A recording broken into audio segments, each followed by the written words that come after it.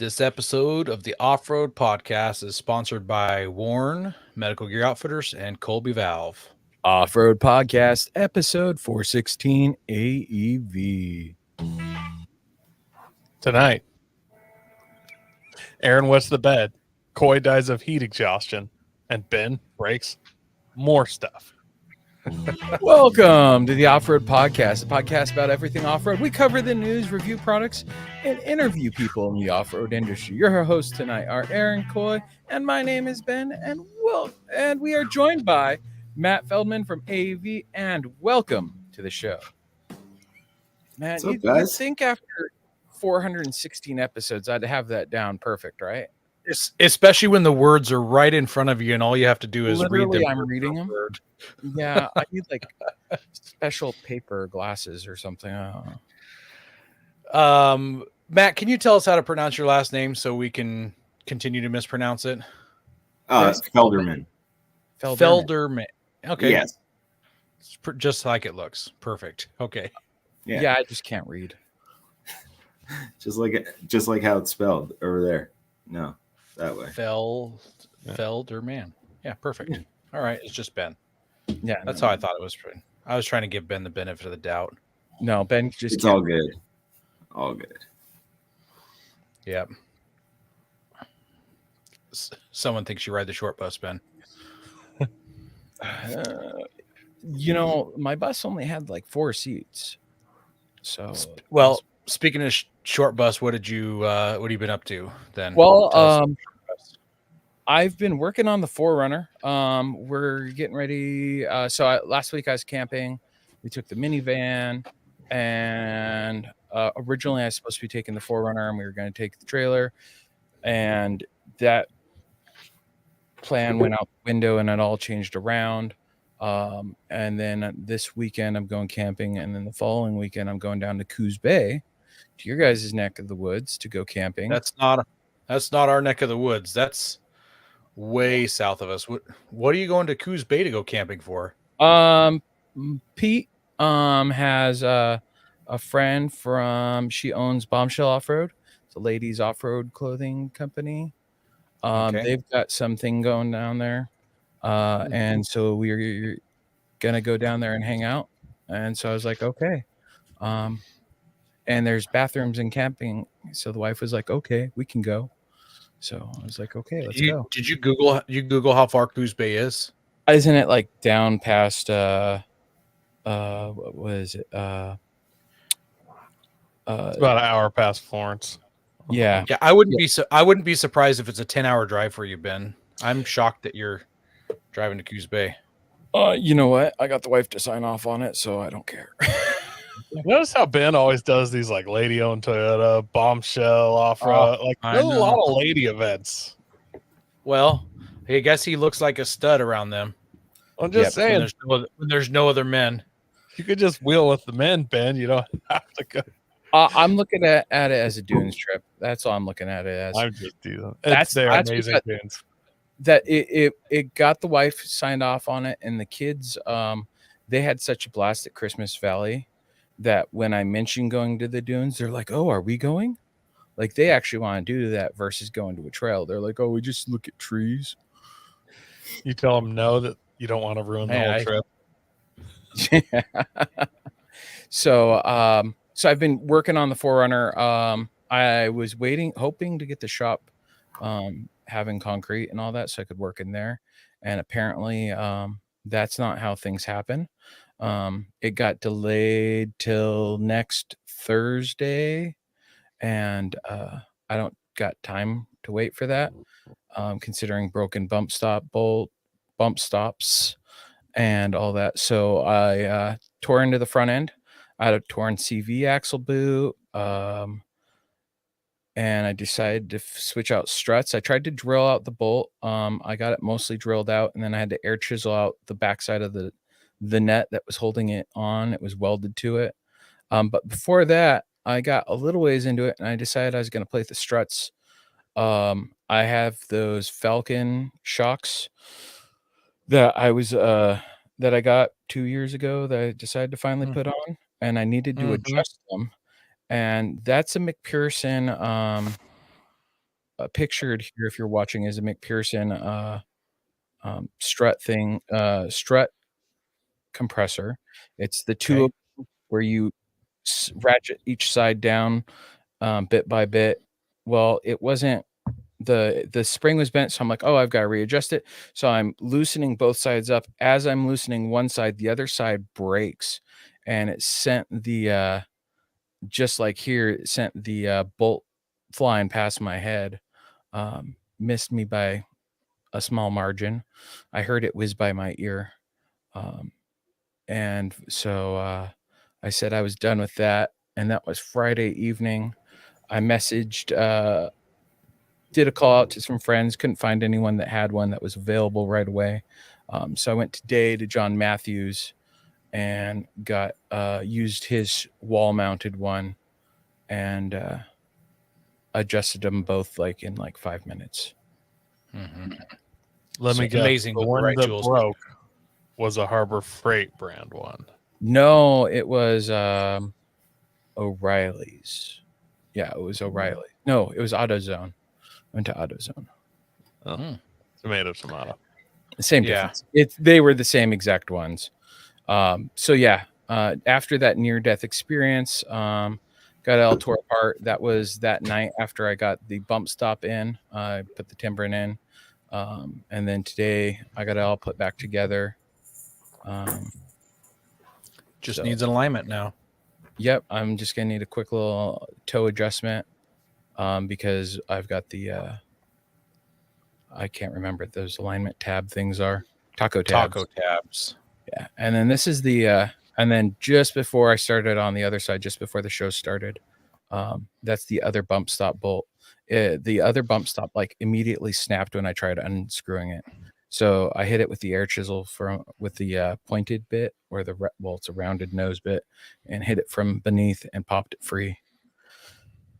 So, yep, that's been my fun. Minus, I did do some Prime Day shopping. I picked up a reverse mirror camera. So it replaces your factory mirror and uses a camera for your back mirror. I'm gonna mount it inside the spare tire, so I can see out the back. And then it also is a dash cam, so it also records out the front too. And then I got some shop lights for the shop because they were on sale.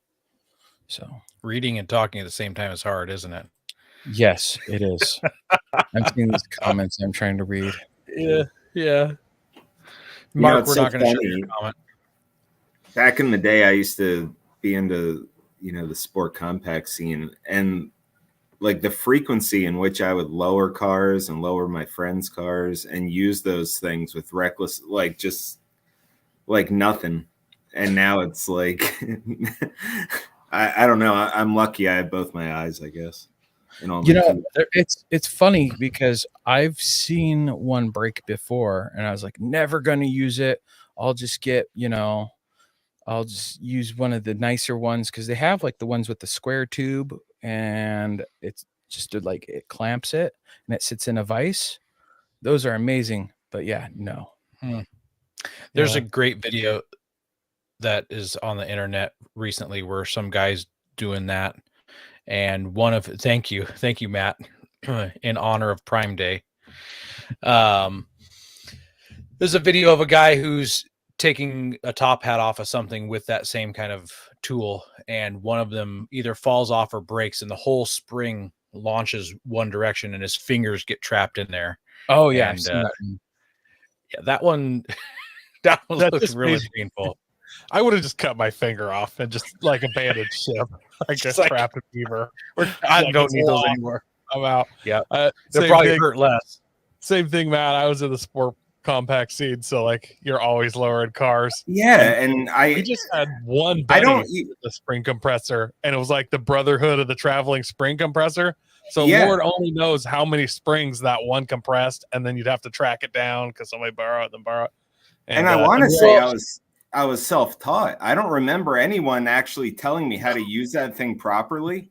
So it was just like, well, I mean, I guess this hook's here and this hook's here, and you run it up, and with the impact here. Yeah. So I do wonder though, because I was also in the sport compact car scene, I wonder if it's a little easier because usually you're taking off a taller spring and putting a shorter spring on, so you've got less compression to do.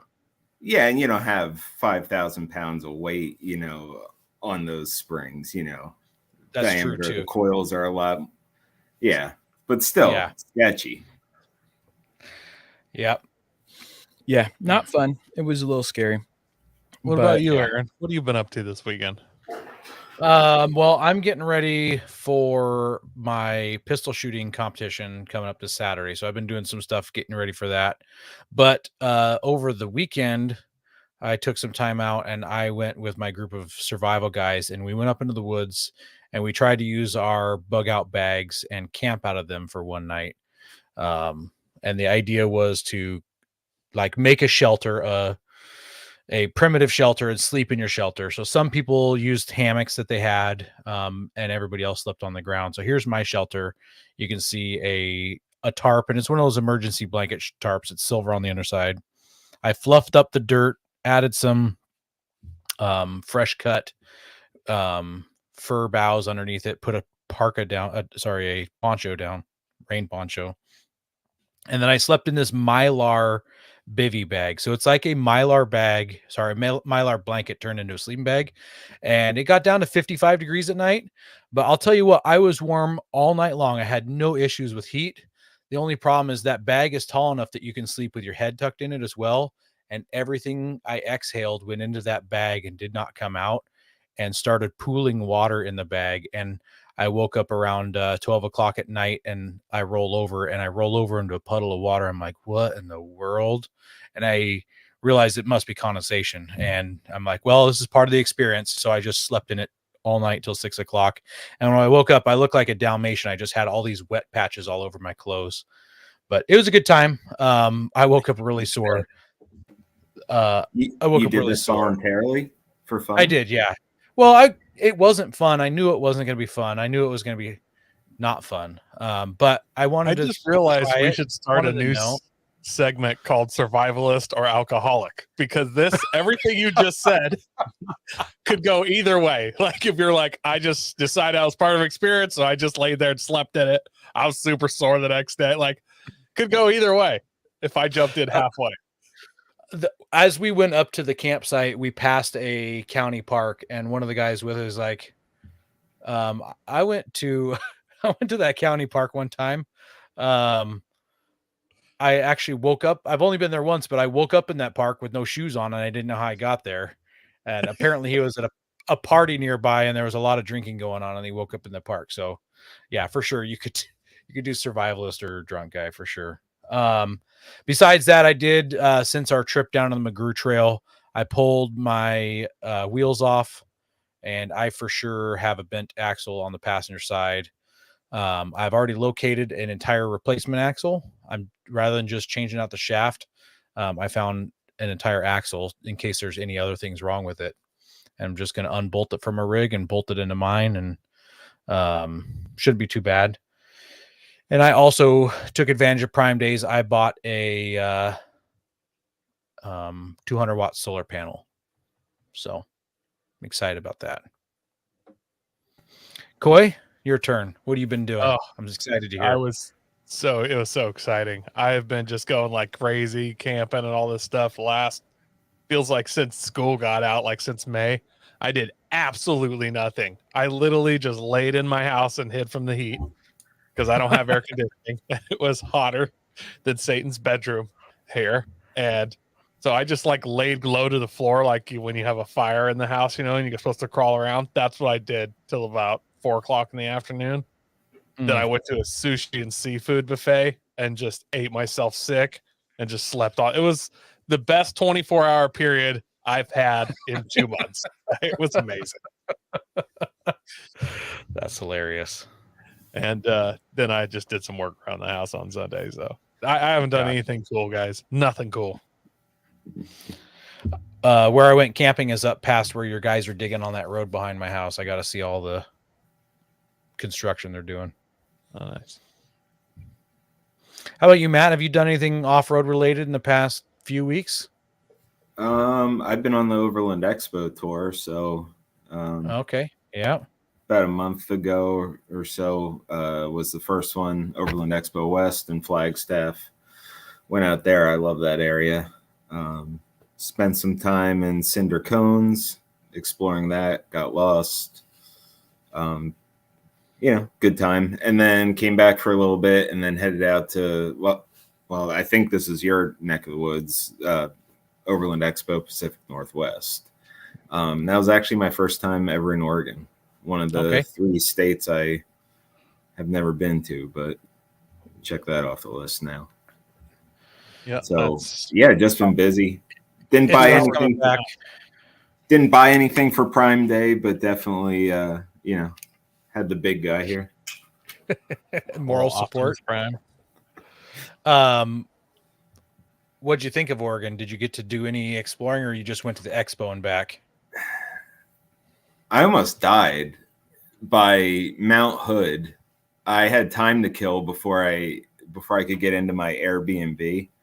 So I went for a short walk, and I got like way lost and turned around, and I didn't bring enough water with me, and it was like super hot, and all I kept thinking about was like I was going to be a lesson for the guys like back at the office to like always have enough water with you and know where you're going, take your phone with you, because I didn't do any of it, and I thought that they were going to find me like 1,000 yards from like the truck dead.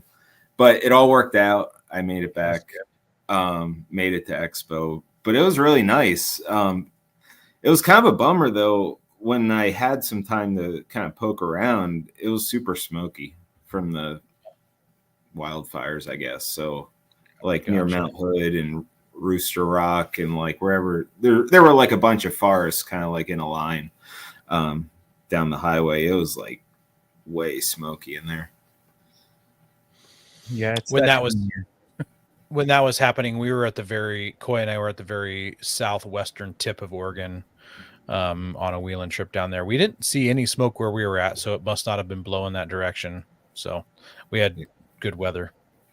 You should have gone on a hike in Portland instead of Mount Hood, because like, you don't get lost as easy. You could have bought some fentanyl for cheap. Yeah, and like I just pulled off the road. I saw a National Forest sign, and I was like, "Cool." There's probably like a little trail, and I'll just kill an hour, and it turned into like a 3-hour ordeal, and I got stung by bees. And my goodness! Yeah, I stepped on it. I was walking down a trail and going down the trail. I saw the nest on the trail, and it looked like something knocked it down from a tree, and I was like, "Oh, look at that!" And then coming back, I was starting to like not think clearly, I guess, and I stepped right on it. I didn't even notice until they stung me, and then Drunk or overland? Drunk or overland? Yes. Yeah. Oh, that's funny. Well, if you had had one of these survival Mylar bivy bags, you could have gone inside, taken a nap with breathing in it, and you'd had water to drink when you're all done. That's true. That's air true. quotes water. Okay, Bear Grylls. Have tire troubles ever left you deflated? Colby Valve has got you. We also want to thank our sponsor, Patriot Patch. Head over to patriotpatch.co and check out their selection of great patches, shirts, cleaning mats, signs, and stickers. You can also join the Patch of the Month Club for $15 and receive a patch, matching sticker, and artist proof each month. I swear I didn't drink it before the show. You're drinking during the show? No, but I might need to. I don't know. I think you're doing fine. Oh man, without drinking. Did you guys do your patch of the month yet? Yes. I got mine right here. Patch of the month. The right to keep and bear arms shall not be infringed. Great. There it is. Patch. Yep. And don't forget, we've got patches. Reach out to us. You know how. You've heard us talk about them. The end. Have tire troubles ever left you deflated? Colby Valve has got you covered. Ever have a valve stem leak? Colby Valve makes reusable and easily replaceable valve stems that don't require you to remove your tire from the wheel. They work with your off-road rig, ATV, side-by-side, commuter vehicle, or even your tractor. Never be left stranded again because of a busted valve stem. They also have a tire repair kit for those punctures that keep you away from doing your favorite thing, wheeling. Make sure to check out colbyvalve.com or ask for them at your local off-road products store. All right, so our first news story this week is the Ram 1500. Sorry, the Ram 3500 has been transformed into a camper with supercar technology, and this article comes from CarBuzz. So Truck House, which is a pretty unique name. I don't know if other people have heard of Truck House or not. I've heard it in the overlanding world. They created the BCR 4x4 camper, and it's full of clever ideas and smart construction techniques, and it was built on the Tacoma chassis. So here's a picture of it. Which looks really cool. In fact, this looks way better than that piece of junk that Toyota came out with. I can't remember what Toyota called theirs, but I think this looks way better. The name Truck House reminds me of that age-old saying, you can't race a house, but you can live in a car, so buy a race car. It's kind of what Truck House you can't wheel a house, but you can wheel it. But you can live in a truck. Yeah, there you go. That's a good saying. Overland a house, but you can overland a Dodge 3500. So, yep. So this thing's built out of carbon fiber, which is pretty cool. So they've taken what they've learned off of building this rig, and they have come out with the Ram 3500 version, and they built it on the AEV Prospector XL platform. So if I'm not mistaken, that's like the biggest AEV vehicle that you can get. The camper area is a vacuum-infused monocoque mated to the truck chassis with carbon fiber reinforced torsion-free mounting system, which is an absolute mouthful. It says inside of it, it says it has an open plan layout, which I think they all do. But you can stand 6'6" tall in there. And it says it's got 360 degrees of windows.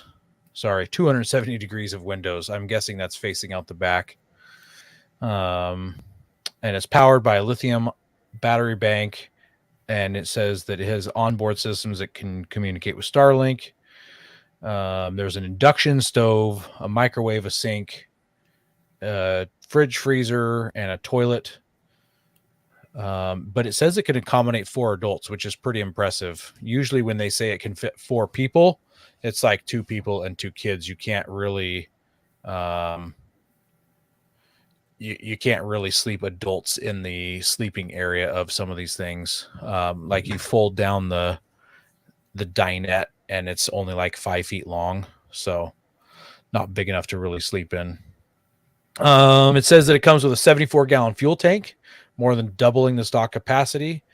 It says other features include 40-inch tires, a stamped steel front bumper, 20,000-pound winch, high mark fender flares, and 3-inch dual sport RT suspension system. And I'm glad we have Matt on here because I don't know what a 3-inch dual sport RT suspension. That sounds like a motorcycle thing. So can you give us a quick rundown what that means?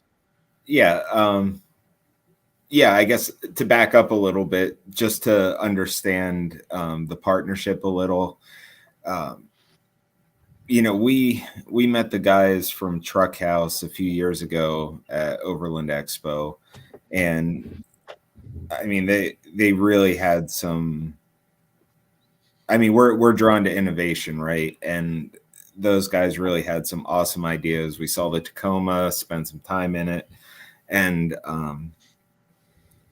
they knew that platform was eventually going to go away. As the next body style Tacoma came into play. So looking around the space, a heavy duty platform made sense. And plus their Toyotas were heavy. They spent a lot of the cost in those were between the frame strengthening that they had to do and the suspensions, and just everything was just like built to the nines. So when opportunity to work with them and supply a chassis and help integrate their camper into that chassis. So like if you look at the rear of that camper, you'll see the corner protection at the bottom of the body line there. That's kind of like a signature AEV feature. We always protect the rear corner of the vehicle. And even looking at like where the truck's two-tone, carrying the body line of the truck through the camper, those little details to really integrate this camper into the truck as opposed to a truck with a camper was super important to us. So that's really where the AEV partnership came into play with this vehicle, was really taking this chassis that we've proven and have kind of perfected and working with them to fully integrate their camper onto it. So back to the original question, our 3-inch dual sport RT suspension, that is basically our flagship Ram suspension. It's I don't want to say it's nothing crazy, but there's a bigger emphasis on geometry, drivability, handling, rather than lift height. So it's a very modest lift, only 3 inches. And all of that is built around the factory coil springs. So, it's not just a spacer lift. It's basically changing everywhere that the springs are sitting so the truck doesn't know that it's lifted, which makes sure that truck always has the ideal springs, the spring rates that are supposed to be on that vehicle. This truck in particular is a long wheelbase 3500 cab chassis. So basically this is a Ram that you can buy from the factory, crew cab, no bed, and it has like a perfectly straight frame. So you don't have to buy like a 4500 or 5500 to get that. Ram makes a truck that has a perfectly straight frame that's like, you couldn't ask for anything better if you're going to build something like this. So that's the chassis that we do. It's a very similar system that we currently sell for 2500s, 3500s. It's just a little, it's modified slightly for being this long platform. But it's essentially the same thing. Bilstein shock absorbers, PSC hydraulic steering, just a really nice, user-friendly, low maintenance suspension system. There's a lot of trucks out there running, either air suspension or liquid springs, and sometimes there's too much is not always a good thing. So, our philosophy is keeping things very simple. This is a truck that if you had an issue on the road, you could drive into a Ram dealership and get the parts you need. There's nothing, that's one-off that you have to wait till it's made and shipped out. They're meant for, longevity, low maintenance, and, obviously capability. Nice. Last part of this article says that all of this can be had with either Cummins diesel or a Hemi V8. There's no pricing yet, but you can pre-order it with $10,000 down. So, and the first deliveries are expected in spring of 2024. So if you're interested, there's two people in the comments one says they need one and the other just says they'll take one. So we've already got 2 sales going on right here in our comments. I think the first, I know the first year sold out. I'm not sure about the second, but these are low, they're very low production. Like they take a long time to build. They're very customized. Yeah. Basically the exterior will look similar, but each one's going to have their own unique, assuming if the deposit is $10,000, that's usually only a fraction of the actual price. Quite expensive. I believe truck houses Tacomas were between 300,000 and 400,000. So, so when they say supercar technology, they mean it's really the way the camper's made. The way that shell is made is just crazy. It's essentially, if you can picture like this apparatus that creates like this one piece shell. I mean, it's just those guys need to talk about it. I would just butcher it and ruin it. But, you know, long story short, it's like this apparatus that they inject stuff into, and it kind of creates like that shell. It's some kind of Elon Musk Starship injected thing. Yeah, I mean, that would be a great guest for you, because Nico and Matt over there, those guys.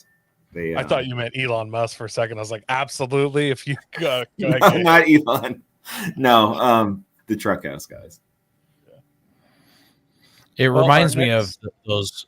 It reminds me of those Earth Roamers, which are all like Ford chassis, but they definitely aren't carbon fiber single shell kind of a rig, though. Right. But yeah, very similar. Very. I would very expensive. not similar, but I would say in that same class. You know, absolutely. Earth Roamer's a very high end, company when it comes to those conversions. Earth Roamer uses a bunch of yacht building technology in their shells, and these guys use supercar technology. So I would say both of that Jeff Bezos vein of yachts and supercars. Yeah. Speaking of billionaires, our next article came from Autoblog.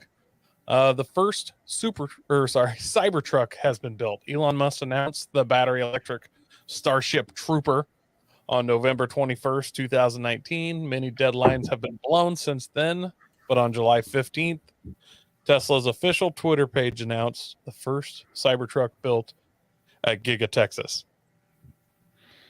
There's a photo. It's on the screen right now for the live listeners. The photo shows a pre-production prototype surrounded by men and women who built it, and they're blocking most of the Cybertruck, so it's really hard to make out any actual details. Yeah. What can be seen is the Giga Wiper, a single long blade lined up with the driver's side A-pillar.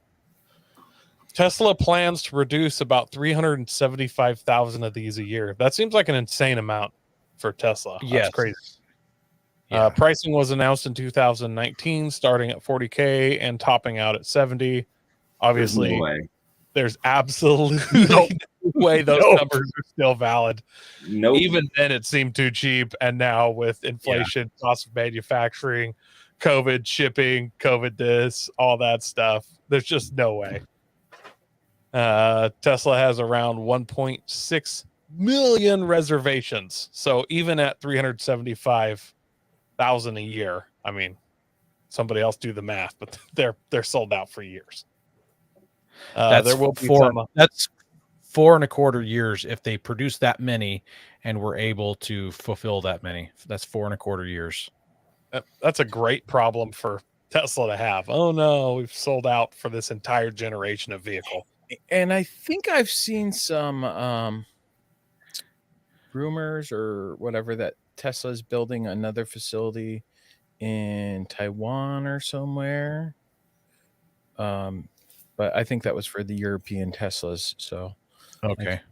I thought it was for a battery thing. Maybe it's the batteries for all the Teslas. Yeah, because in Taiwan, all the chemicals stuff, you just dump it out the back of the plant, and then you're done with it. Matt, so you guys have any plans at AEV to do an AEV Cybertruck? I can with complete certainty say no. If we were going to do an EV, it would not be a Cybertruck. You should have like been, I can't confirm or deny, just like keep it floating out there. Yeah, I mean between the pricing numbers and the volume targets, I'm not sold yet. I mean, 375,000 units a year, that's a lot. That's not easy to do, trust me. Well, Josh will ask that question later on the show. For an AEV Cybertruck, I mean, what would be more Terminator Skynet-ish than like a fully modded out AEV Cybertruck? Hummer. It's got to be electric. Well, and besides, I'm sure Elon would send all the first couple hundred that you guys made. He'd just send to Ukraine. like he did my satellite dish, and then I can wait another year. I'm not bitter about waiting that long for my not at all. Not at all. It's not. I'm sure the people in Ukraine needed it more than me, but I'm just saying I was in line first. Go prepared with Warren Industries. They produced the first recreational winch in 1959 and lead the industry with their dedication to quality and reliability. When you dig yourself in deep, make sure you have the right tools to get yourself out. Get Warren equipped and go where others can't. Now, let's get ready for adventure and head into our main topic.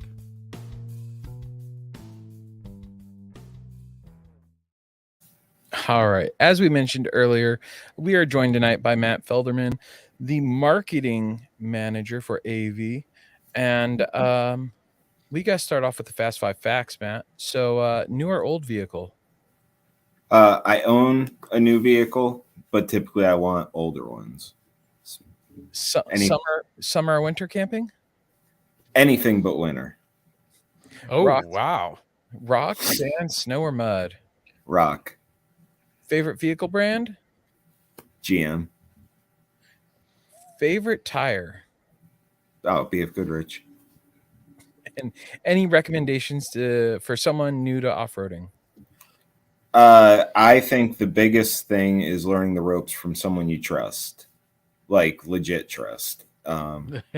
Because like spotter, like that, honestly, I feel like is when I really honed in my driving skills, is when, you know, I started to really learn to trust some of the guys that, you know, I would go wheeling with. And yeah, I think that that's the biggest thing, and just avoid mud.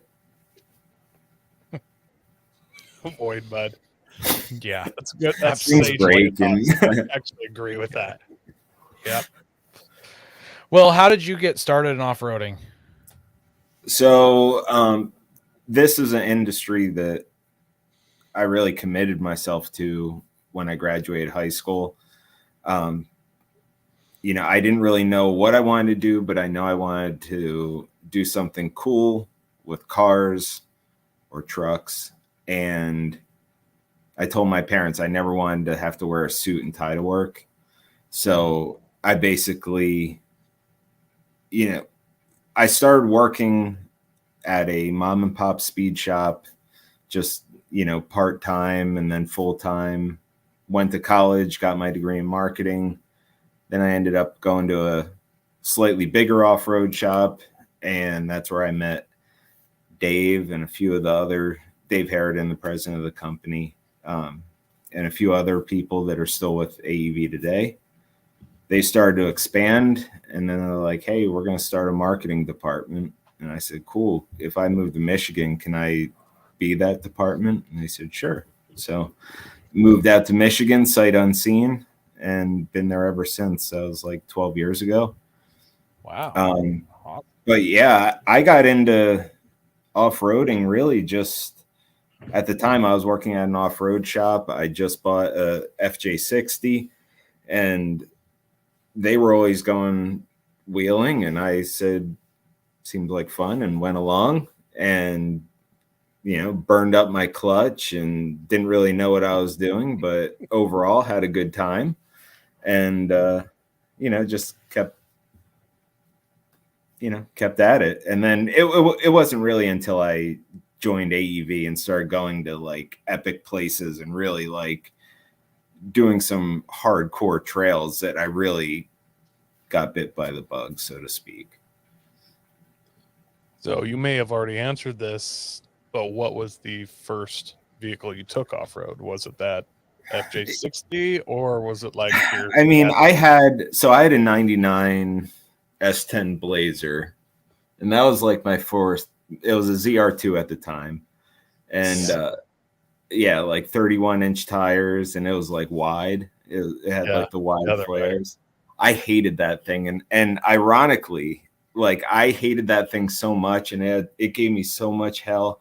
Like I swore off GM. I was like, you know, GM is just terrible. I'm never again, you know, and I didn't even think of them until this whole like till one day they hit us up. But yeah, I mean, that thing was probably my first, and just you know, I had no idea what I was doing. So, you know, I'd sink it in mud and like all kinds of stuff. But yeah, that Land Cruiser was probably like my first like legit off-roading. And granted, it was at like off-road parks in Pennsylvania, but still, that was probably like my first 4-low experience, I guess you could say.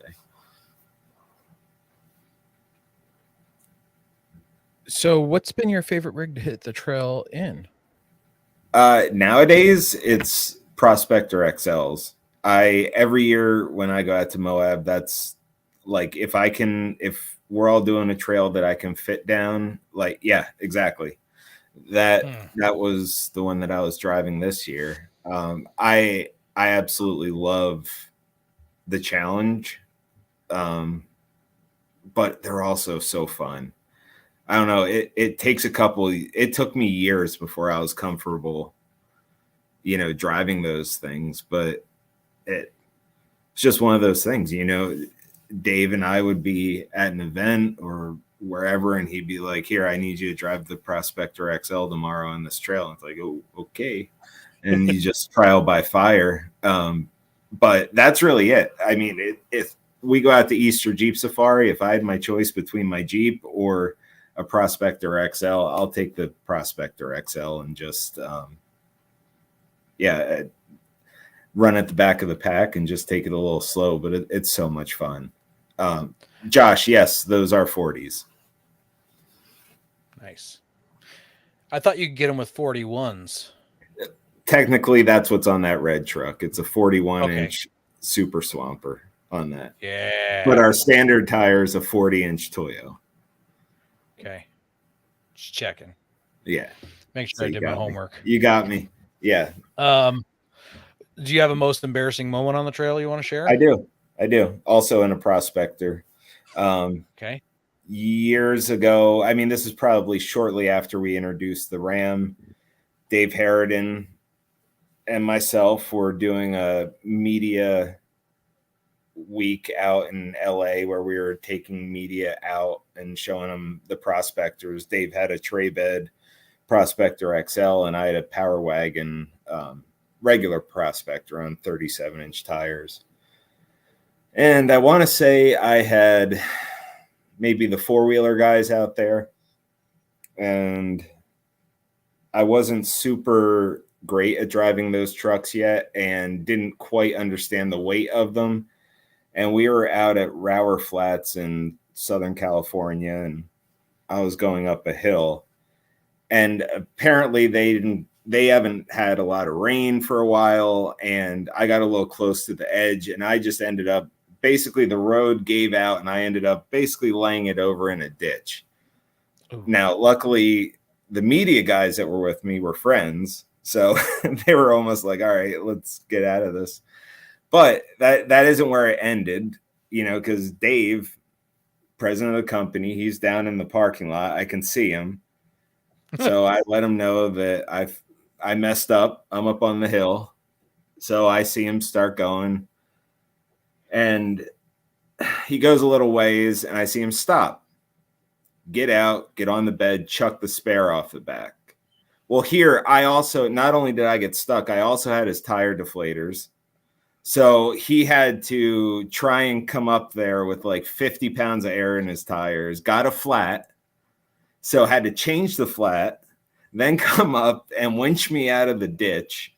And oh my goodness. Like, it was just like 3 hours of what the hell is going on.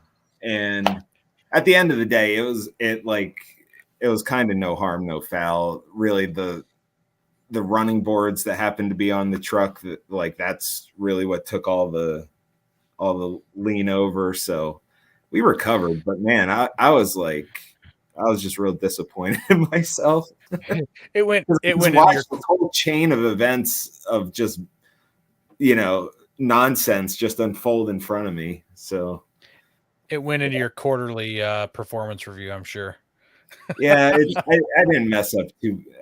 It's rare that I do something like that, but that was definitely, you know, the fact that it was in front of other people too. I didn't like that. We've had a lot of these embarrassing stories. There have been plenty of embarrassing stories, but like none in front of the president of the company you work for. That's Well, true. and the press and media. And the press. You know, Yeah. luckily it wasn't Jalopnik or something. You know, it was, you know, my buddies at Four Wheeler, but still, Yeah. Wow. it's not a good. That's a look. good story. That's gonna be hard to beat. All right. So where is your favorite place to wheel? Just anywhere you've been. What's your favorite? Definitely Moab, and Baja being a close second. Is there any places that you want to go that you haven't gone to yet? What's on the bucket list? So I've been to Alaska as a vacationer, but I've never had a chance to drive there, like wheel and, you know, go camping and do that kind of stuff. So I'd love to go to Alaska, also Alberta. I want to see those Emerald Lakes and whatnot.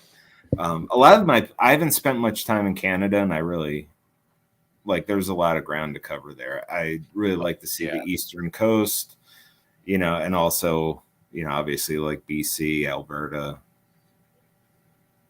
So that's kind of like my immediate bucket list, I guess. We're heading to BC either in the spring or the fall next year. We'll make sure to send you an invite. A super easy overlanding trail. I don't think you'll roll anything. So, let's talk about AEV. So, yeah, how did AEV get its start? Stretching Jeeps. In 1997, Dave was going to college in the University of Montana. And at the time, he had a Jeep that he borrowed from his dad to take to college. And he was always into outdoor things, whether it's kayaking, snowmobiling, you know, whatever. He's just always been into outdoor stuff. And at the time, it was a lot of kayaking because Montana has great rivers and Idaho is not too far. But this Jeep never, you know, it was great, but it never had enough room. So Dave decided to cut it in half and stretch it. So he, you know, went out and got a tool set, and I think, you know, had a buddy cut it for him, and, you know, he stretched it and did the body work, and this thing actually turned out really nice.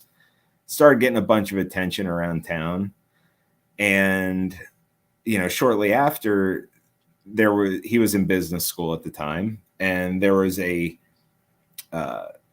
business case competition or business plan competition where, you know, the students would create, you know, this business plan based off an idea they had. And Dave was like, well, people think this Jeep's cool, so why don't I do it on this? And he ended up winning and secured his first loan to basically start AEV.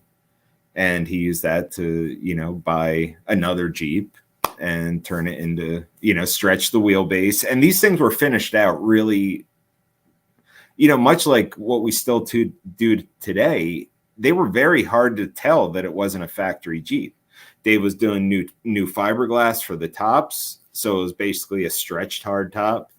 About 100, he would do between 109 and 112 inch wheelbases, which, if you look at 112 inch stretch TJ, like what he was doing, it's essentially what the LJ became. So that's really how we started our business. And that just kind of evolved, because then it went from stretching Wranglers into longer Wranglers. It became stretching Wranglers into trucks with the TJ Brute, and then stretching JKs into trucks with the Brute double cab. So that's really how we got our start. Dave stretching Jeeps by hand in Montana. I love it. The stretch Jeep got copied by Jeep, and then the truck got copied by Jeep. Have you guys thought about just like doing something really crazy to see if they'll copy you? Just like, we're making a 6x6 Wrangler and just see if they make one. We like thought the Brute double cab was crazy. I mean, Right? that thing, we worked so hard on that, and that was so like that was my first project with AEV. Is I came on, when Dave was about midway through that whole thing, and we were getting ready for SEMA to unveil it, and it was just like, it was crazy to me to see that thing. It looked so factory, but it was so crazy. I mean, the thing was so big at the time. It was 139-inch wheelbase, like 18. Well, it's within an inch of the Gladiator. So similar. Interesting. It's funny. It's funny that you mentioned about him starting out in '97, because it brought me back. I used to get Peterson's Off-Road magazine, and I remember there were like, this would have been early 2000s. There were like advertisements in the back to stretch your Jeep with AEV kits. Yeah. So how did AEV go from building these kits and accessories and stuff to literally like partnering with manufacturers? Like, that's a huge. It was. Jump. So it was about 2001. Dave had built his first vehicle for the SEMA show. It was a Brute double cab, it was a TJ Brute. And, he built this thing, took it to SEMA, and, he was hanging out at the booth, and, a bunch of guys from Jeep came up, and they were talking to him, and they're like, hey, could you come to our booth, tomorrow at 4:00? And Dave was like, sure. Well, he went there, and they ended up presenting him with the Chrysler Design Excellence Award for the vehicle, because it was so well done. So, like, that was the first time he really got acknowledged by the OEMs. But then, Dave was still a one-man operation, essentially, out in Montana. In 2006, that's when he met his business partners, who are based here in Michigan. And they were the ones that really helped facilitate the groundwork for our U.S.-based manufacturing, which is all done here in the greater Metro Detroit area. They helped get that groundwork laid here, being local. And once we started making stuff here in the heartbeat of, the Motor City, it was just kind of the natural evolution. And it was probably about 2010 was the first time we ever partnered with an OEM on the Jeep Wrangler Call of Duty edition Wrangler. It was basically a Jeep Wrangler that had our front bumper, rear bumper, and a hood on it. So that was the first time our parts were used on a factory vehicle. But then after that, that's really all the partnership ever was, us supplying them with bumpers, and they put them on whatever the buzz model was for the year, whether it's the Moab or Call of Duty. They ended up doing a bunch of different, kind of like one special edition every year. And then that's kind of where it ended for a little while, until recently, when we just came out with another package with Jeep called the Rubicon Level 2. And then obviously the GM thing, that's a completely different story of its own. But yeah, I mean, the OEM integration really became, started with Jeep. Ironically, Ram is the only manufacturer out of the three that we support that we've never had a actual partnership with. Everything we do on Ram is all grassroots, I guess you could say. We either use data that's available on SEMA's data co-op, or we scan the stuff by hand in our shop and make our parts.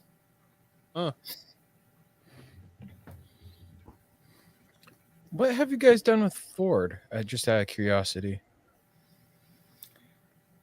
These things are so it's really bandwidth, I guess, because like no one disagreed that we should. No one disagreed that we shouldn't be making it. Everyone kind of wanted to make Bronco parts, but we didn't have the time or the resources. We had all this GM stuff. Insurmountable amounts of work for us to get these GM programs through. So things like the Ford Super Duty, the Bronco, they're all vehicles that we've, probably if we had unlimited resources and people and talent, we probably would, but it's just been our evolution's been very natural. So we never really sat down and said, okay, what's the next vehicle we want to do? It's always just kind of presented itself to us, whether it's like, our own personal preferences with like, different 4-wheel drive vehicles or, a manufacturer approaching us. It's just been, I guess, just a very natural evolution, and Ford just hasn't really, the stars haven't lined up there. Gotcha. If that makes sense. So what are the main manufacturers that you guys actually deal with then? So obviously Jeep, we support the Jeep Wrangler and Gladiator. Ram, we support the HD platform. So no half-ton stuff, but we do obviously 2500, 3500. That's the majority of the prospectors that we build are 2500, 3500. And then you get into the cab chassis program, which is 3500, 4500, and 5500. They're kind of built for the camper builders, like the Truck House or, adventure trailers, something like that. And then GM, now we have 6 vehicles with them now, which is still like crazy to me. But we're now light duty, midsize, and heavy duty on both Chevy and GMC brands. And the difference between those out of everything else is those are 100% from design to marketing, like a complete integration. So AEV's team is working with GM's team from everything from the initial concept of the vehicle all the way till like I push it over the line with their marketing team. So it's really, the GM stuff's kind of special in that regard. So you've partnered with Jeep and Ram for a really long time. How did you guys add Chevrolet to the portfolio, or I should say GM's? Yeah, it started with Chevrolet. Okay. In 2016, Chevrolet reached out to us and they said, more or less, like what you guys have been doing, would you have any interest in coming out to our proving grounds and checking out this truck that we've been working on, sign NDAs, and, we just want you to look at it. And like at the time in 2016, it was just before the ZR2 Colorado was announced. So Chevy really had nothing currently that was really even on our radar, but we wanted to check it out. So we went, and it was the ZR2 Colorado, and we looked at it and we were like, holy crap, this thing has a killer suspension, front and rear lockers, there's some serious potential here.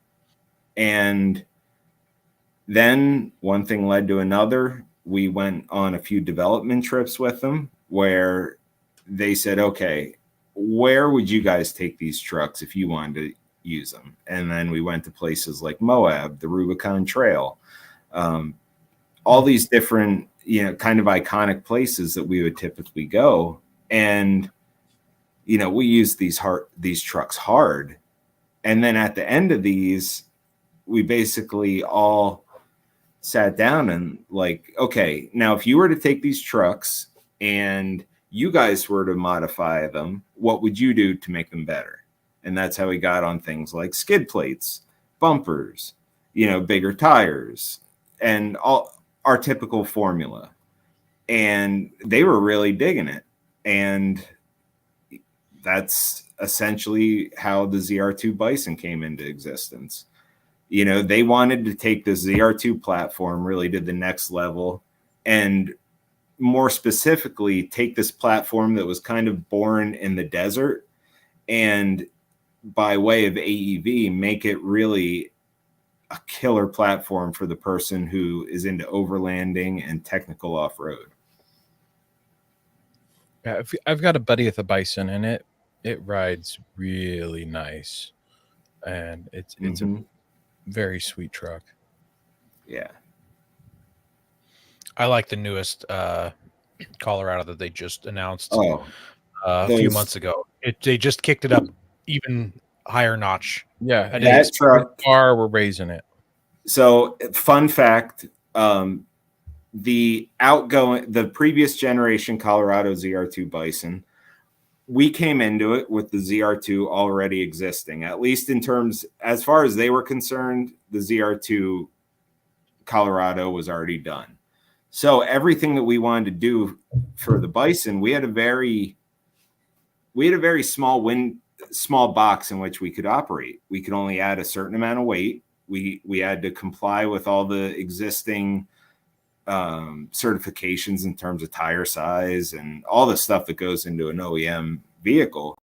Where this next one, the one that was just announced, that's a fresh platform. So gloves were off. We got to work with them.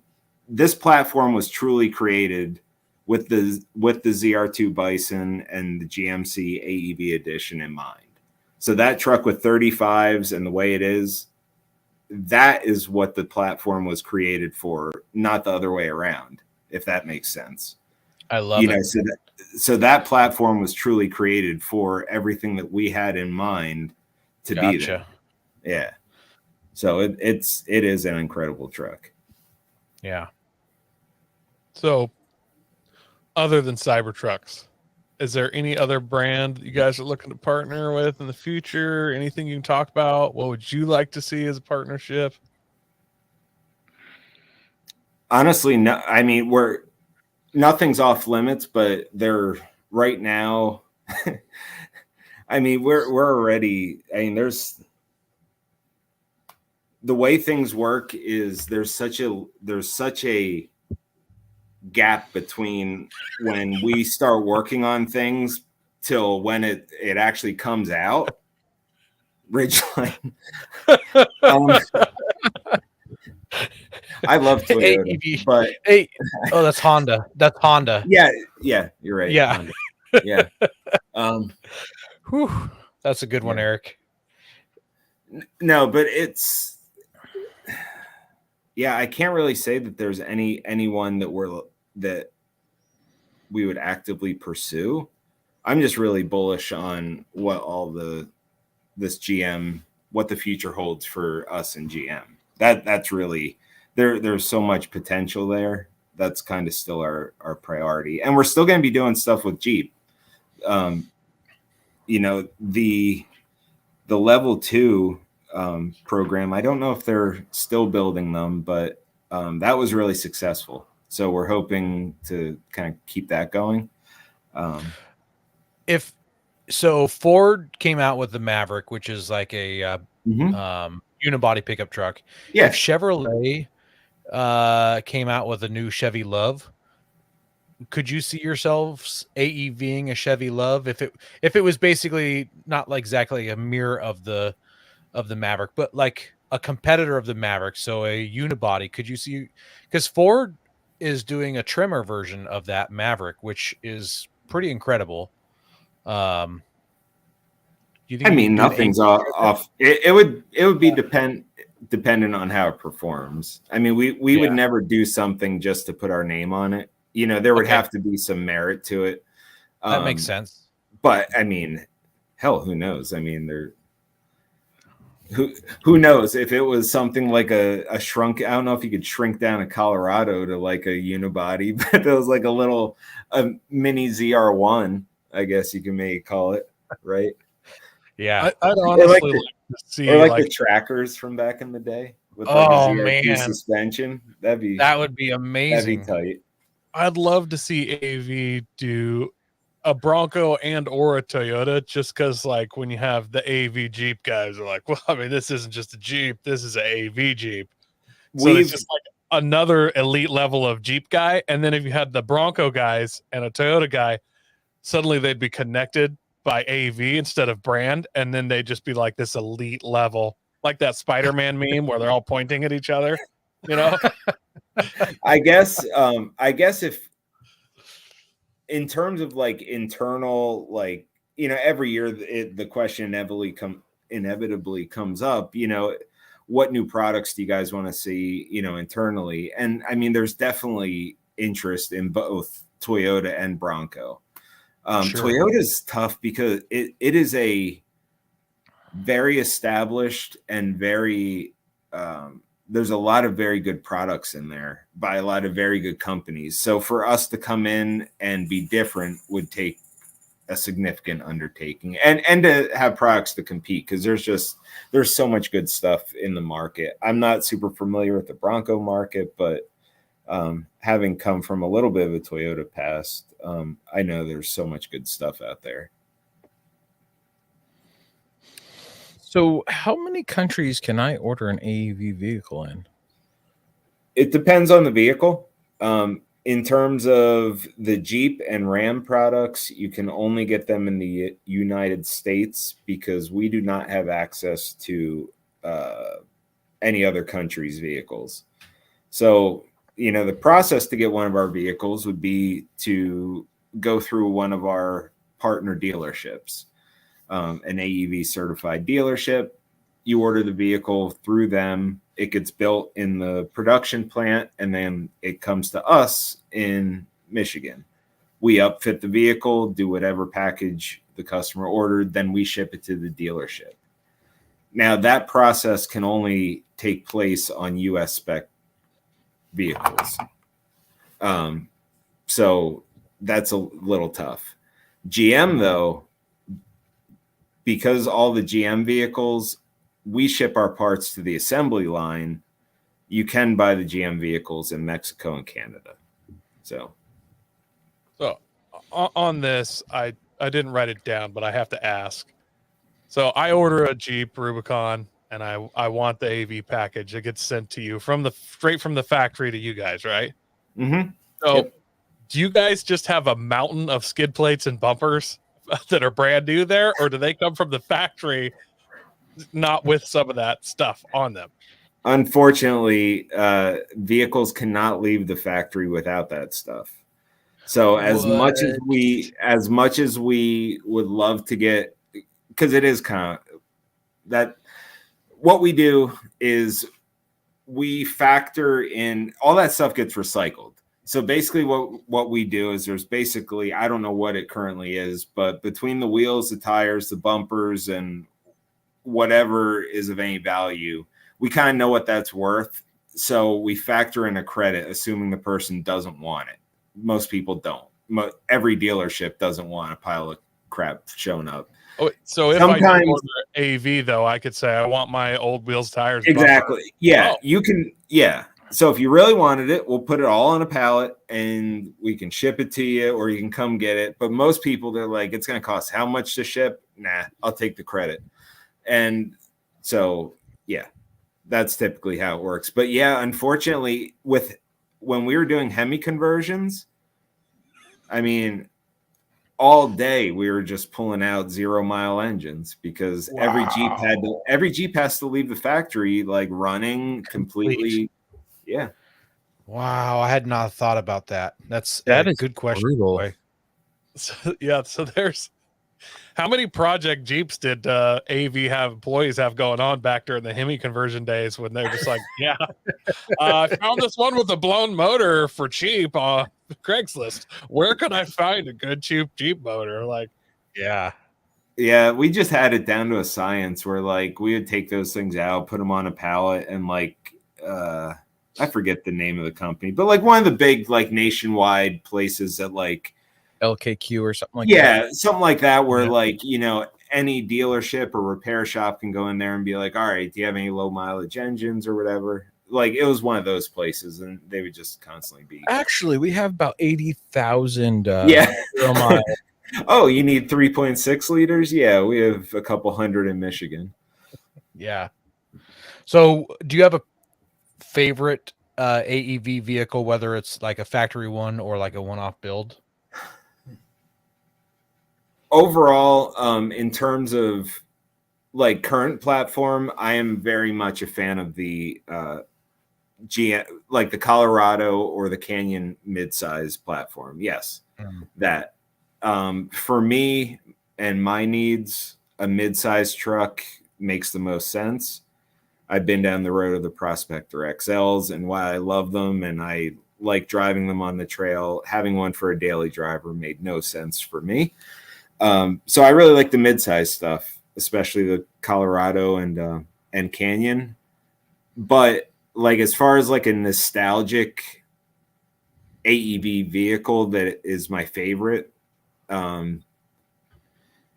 it's probably the original Brute double cab prototype.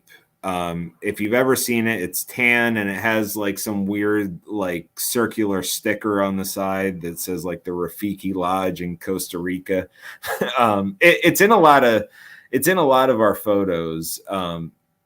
But that one, again, it was like the original Brute, and somehow for like a stretch of 4 or 5 Easter Jeep Safaris, I was always the one that had to drive it, and it was a supercharged 5.7 liter Hemi with a 6-speed manual on Super Swamper IROX, and it was like Dave's daily driver. So it had like none of the wheels were balanced. It had a crack straight across the windshield. It smelled like his dog inside, but it was like, I don't know, that thing just, I formed a bond with it. So that we still have that to this day. We restored it and it's sitting in our showroom in Michigan. But that one was kind of like the one AEV vehicle that I kind of grew the closest to just from driving it so many years. And it was, yeah, I don't know. It was, for a while, it was kind of ugly, but it kind of had charisma.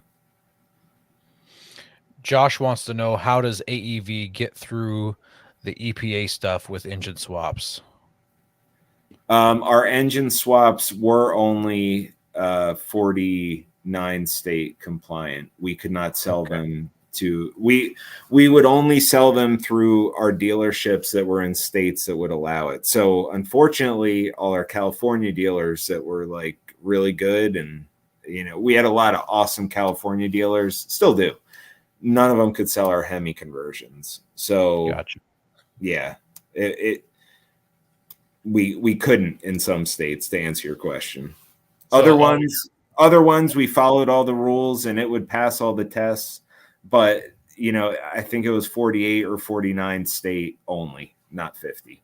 So all your California dealers that you partnered with had to then partner with a Nevada dealer that was partners with you.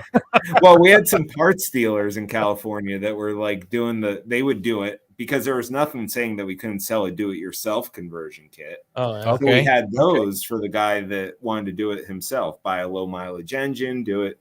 You know, we would take care of all the hard work. So we would have some parts dealers in Southern California that you could take your Jeep to from this dealership in California, take it to this guy and he'll put your Hemi in, but it was all like after the fact. So something we love about AV is how all the parts fit as if they're OEM parts.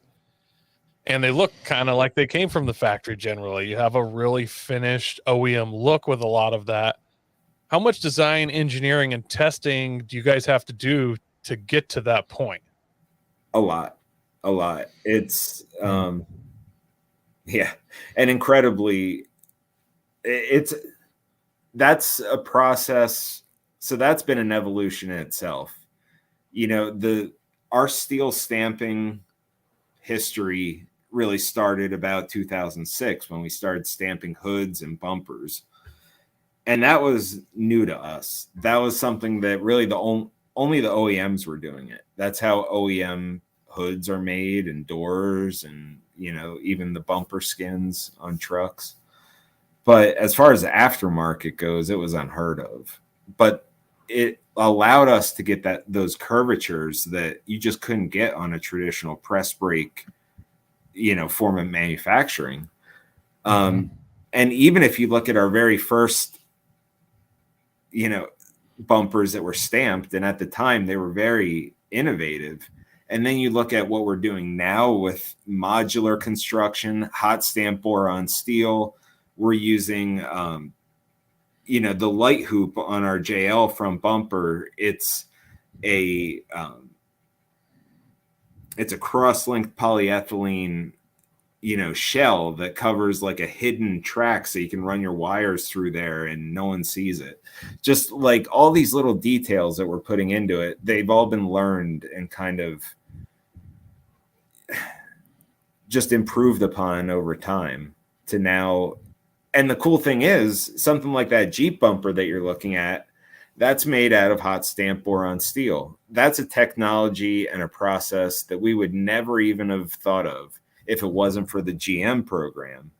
So everyone wins from these OEM partnerships because we employ that same design strategy, validation, testing across the board. If we learn something and it works with Chevy, we're going to use that on Ram and Jeep. So everyone. Nice. Yeah, nice.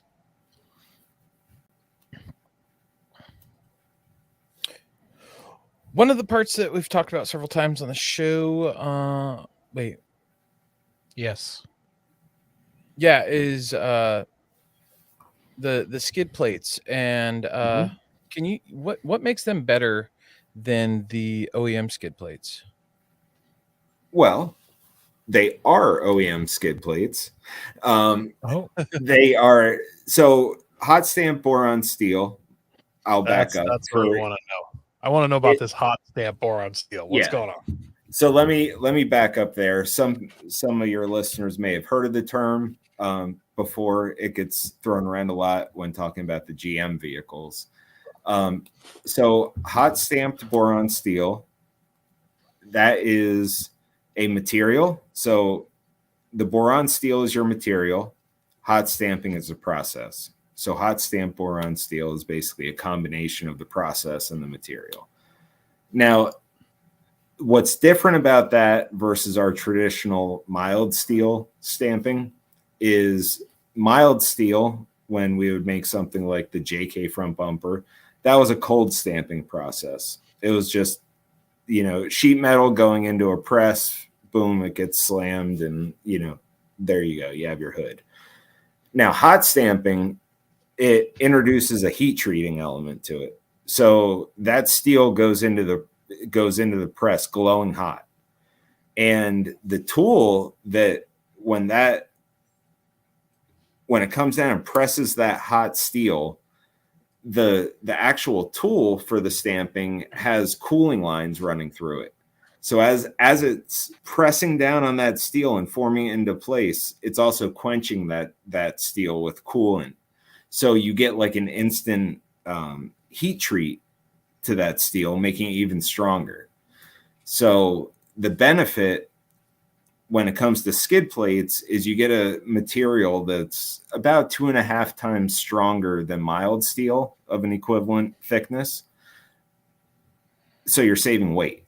That's really where we came up with it, because on a Colorado, we couldn't add very much weight, and we wanted to add 5 skid plates to it, and we had to, I think we were allotted maybe 130 pounds or something for the skid plates. And we wanted to get 5 on there and cover most of the underbody of the truck.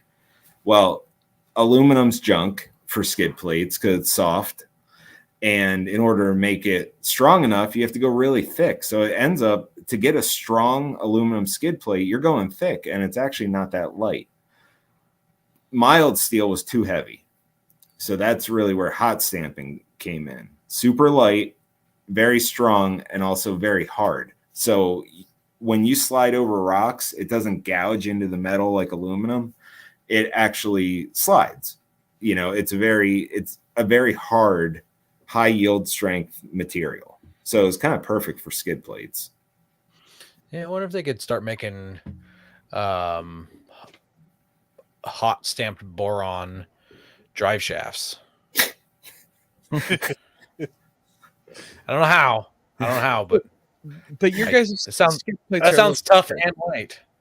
Your guys' skid plates are a little bit thicker than your standard stock tinfoil skid plate. Yes, correct? very much. Yeah, they're thicker, and also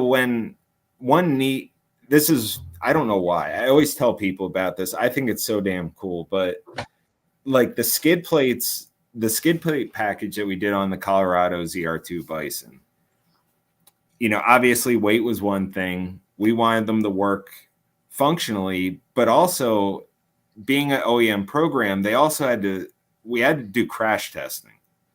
And crash testing a vehicle is insanely expensive. Luckily, we had GM to help, but still, you want to limit the number of vehicles you crash because it's roughly, I think, $1 million a car to crash one. So you want to limit that. So one of the big things with those skid plates are we could not affect the crush rate of the frame, but we wanted to add 5 skid plates to the vehicle. So in order to do that, we had to do keyhole slots and use certain hardware that when that vehicle was in a front end accident, all those skid plates stacked up like a deck of cards and dropped. It's crazy. If you smash a Colorado head on into something, most of the skid plates will fall off the vehicle, and that's how you know the frame's bent. That's good to know, because then you can just go collect the skid plates at the accident scene and put them on your rig. But it makes like something like that I would have never thought about.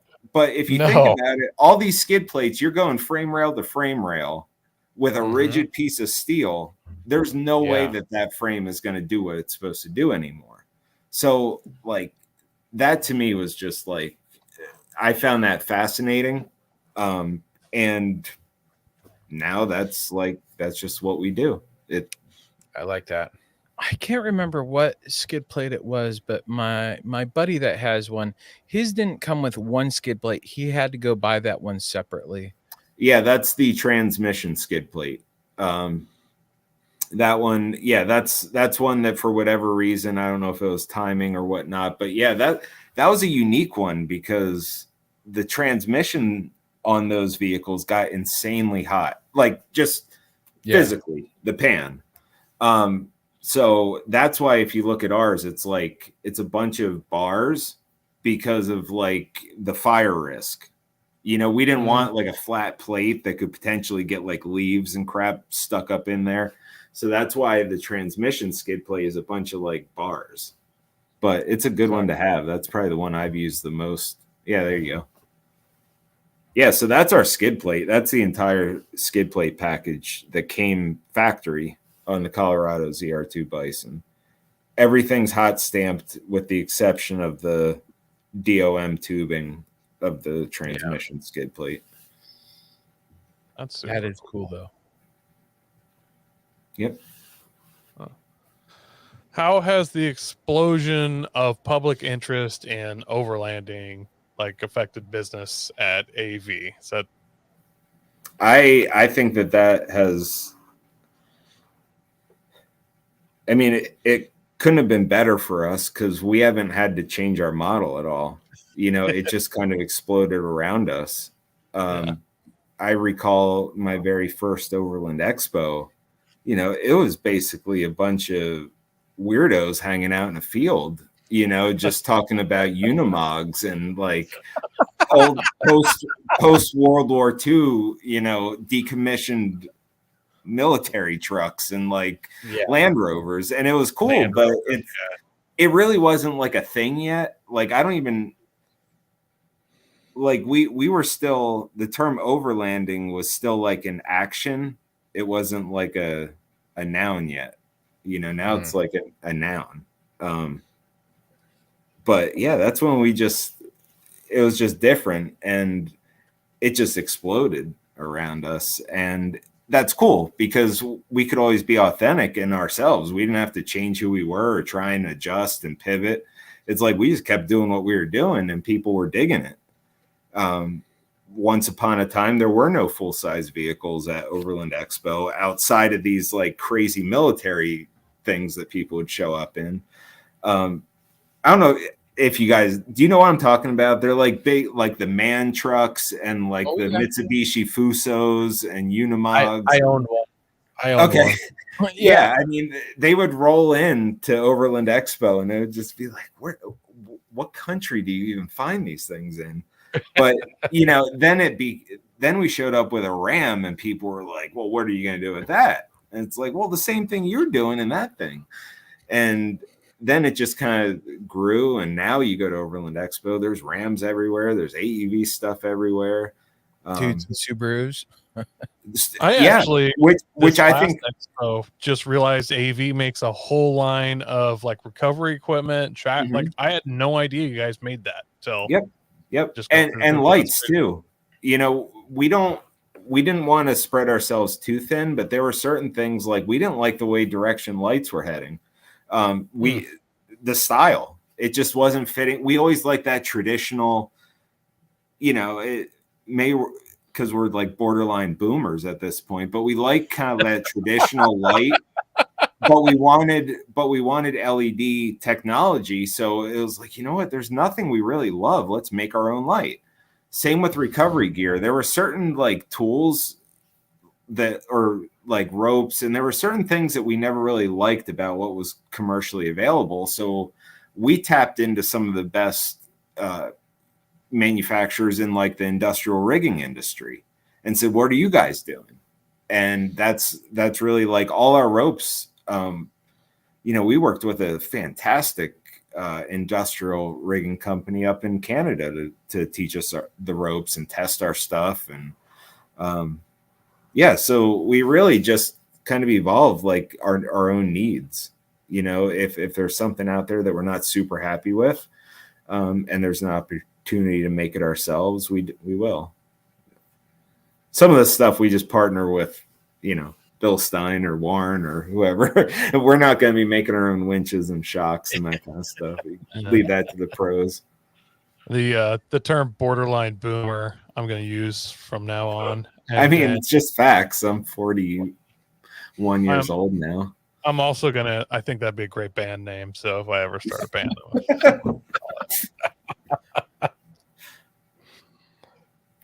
well, this is about wrapping it up, but where can our listeners find everything AEV? Well, we are on all the social medias. Look us up on Facebook, Instagram, Twitter, TikTok. You're on TikTok? Dude, are you guys on Threads? Are you hip to that? I'm not that hip.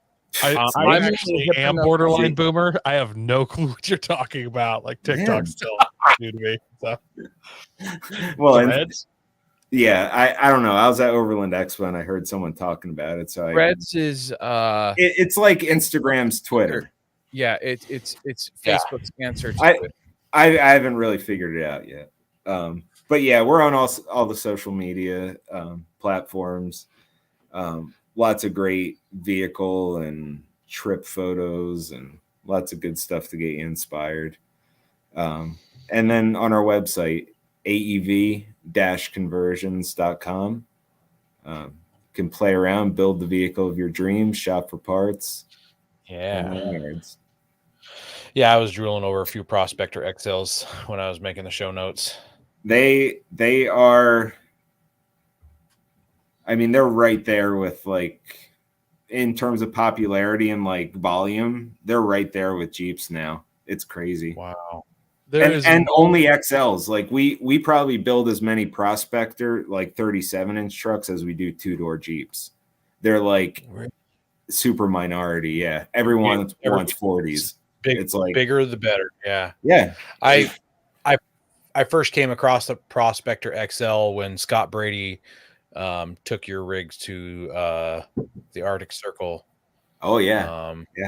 On the ice roads and stuff. That was a great article by Overland Journal. But yeah, that was where I was first introduced to the Prospector XL, and amazing rigs. I have to say, there's literally zero room in my life for a non 4-door truck. It would be useless to me, but those 2-door Dodge Prospectors look so ridiculously good, and I want one so bad. And I'm like, that's it. And then it's like I have to. I'd have to just drown my family. Like it's literally, it's a truck that nobody needs, but everyone wants. Yeah, I mean, it's perfect. It's perfect for the people who have those 6 million acre ranches in Texas, and they got to drive all over their ranch. That's perfect for that. It's great for like a husband-wife duo with a dog that sits in the bed. Yeah. There's not enough room for a wife in that truck. Just a dog. He can order it with a center console instead. There you go. You got a guy, a dog, and some food from 7-Eleven. That's all there's room inside that thing. Yeah, 7-Eleven Big Bites. She's not going to want to be in there after you had a big bite. Yeah. Well, next week we've got Rugged Rocks coming on, so that's going to be a great interview. And I just wanted to thank everybody for joining us live once again, like you do every week. We appreciate your comments. If you're listening to this podcast as a podcast, you can check us out on Monday nights at 7 p.m. Pacific time. Most people are on our YouTube channel, and you can see other people commenting there. Appreciate you guys. Make sure you're sharing us with your friends, helping us grow. God bless America. Don't forget to visit Patriot Patch and join the Patch of the Month Club. Check out our Gaia affiliate link for up to 40% off. Also, don't forget to head over to Warren Medical Gear Outfitters and Colby Valve to see all their great gear. We're a proud part of the Firearms Radio Network. Got a comment or question? Send it to us through our webpage at firearmsradio.net or through our social media channels by searching for Off-Road Podcast. Also, you can listen to us live at overlandradio.com Mondays at 7 p.m. Pacific. When off-road, please remember to have fun, tread lightly, be safe, and courteous. Thanks for listening.